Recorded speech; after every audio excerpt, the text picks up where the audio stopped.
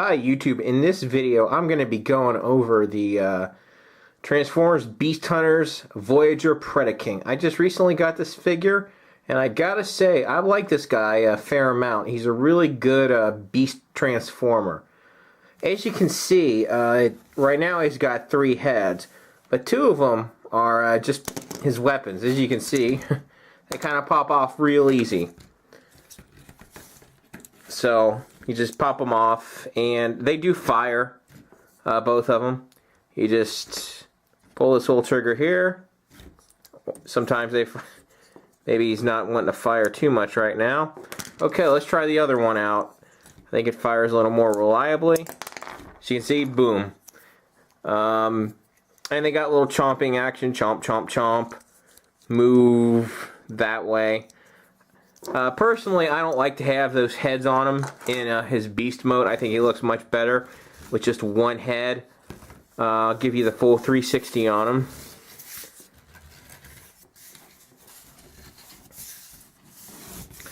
Overall, I really like the way this mold looks. He's got a fair amount of articulation. His tail really doesn't do anything in beast mode. I mean, you can rotate it very slightly, but there's not much movement there. His legs go all the way, well, his wings kind of block him, but they could go all the way around. Bends at the knee. Foot you can move in and out a little bit. We can go up and down with his front legs, which of course are his arms in robot mode. Rotate, bend, and his foot moves. And on his dragon, we got his dragon part. We got neck moving up and down, rotates. The head does not rotate, but it can move up and down individually. And we got his mouth opens and closes. His wings, they can go back and forth. They got 2 hinges on them. One here at the base, and a second one up there. So you can put his wings in a variety of poses, and that pretty much covers his posability in Dragon mode. Overall, I really like this mode. Great looking. I really like this guy. Let me go ahead, zoom in on the head for you a little bit so you can see some of the detail. He's got pretty good detailing on his head. I wish the paint apps were a little better on his eyes. And honestly, that's my really only complaint with this figure, is the paint apps. I mean, they could be a little bit better, maybe have a few more paint apps than what they do. But as you can see, he's pretty well detailed. He's got a decent amount of molded detail on him, but the paint apps do leave a little bit to be desired. I really, like I said, overall, I like this guy. In Dragon mode, he's pretty cool. I'll be back in a flash with his robot mode. Hi YouTube, here we have Voyager Predaking in his robot mode. As you can see, he's a pretty good looking mold. For a little size comparison, I'm going to go ahead and bring in his G1 compatriot, the Combiner Predaking.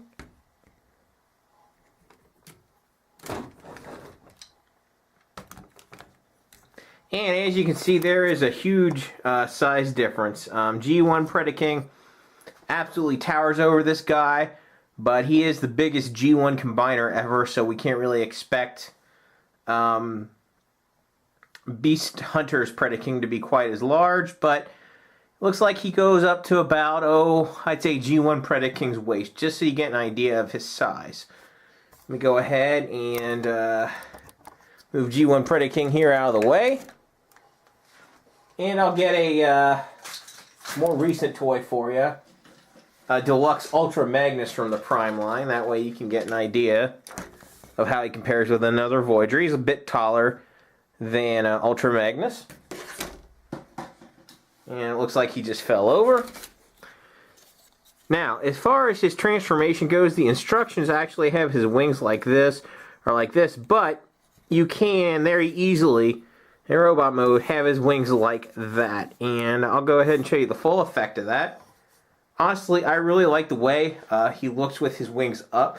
So for me personally, that's what I prefer to do. For a Voyager, he has pretty average articulation. On his feet, forward and back part bend a little, but it doesn't go side to side. Bends at the knee.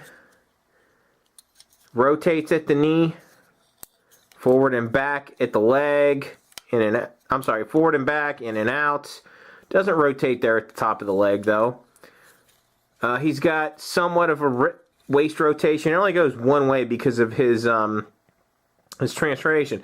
Now, he's not really designed to rotate at the waist because this piece here actually goes over the back of his dragon head in robot mode. So you actually have to move his waist, you gotta move that piece down. So, but it does do that just in case you want to do something with his waist. At the shoulder, it goes all the way around. Rotates up here at his bicep, I guess. Bends at the elbow. His hand bends some. And at the head, we got up and down some, and it goes around. Now, the one thing I don't like about his robot mode is the fact that there is the soft plastic. It's on his head, and also it's in his dragon mode too. His dragon head and neck. Something they've been doing on Transformers lately, and I'm not a big fan of the soft plastic because if you bend it wrong, you can malform the plastic. So to me, I'd rather see just hard plastics on these guys, but I guess that's something they're doing now so they can do more spiky parts. Maybe they're worried about a kid putting their eye out if they got hard plastic. I don't know, but there seems to be some spiky parts on here that are hard plastic, so I don't get the logic, but whatever. Anyway, as you can see, let me just get him in here real close. He's fairly well detailed. One thing I really like is that Predacon logo he's got there on his chest. That's a nice touch. His head is really well detailed. Just good detailing all the way around. I really like the way this guy looks. He could do with a few more paint apps though, but he looks pretty good in this mode. As far as accessories, they do attach to him in this mode as well. His little Hydra guns here. There's a little hole there on his near his wrist, so just plug in. Oh. Well, they do plug in, just bear with me here. There we go. That's one. And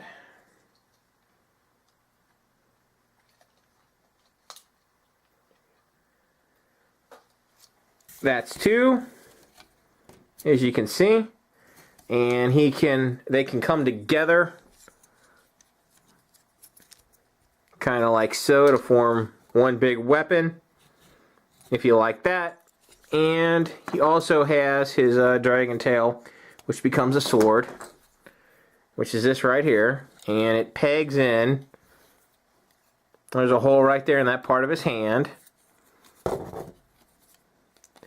It just kind of pegs in like so. Close the hand around it, and you can hold his sword / dragon tail.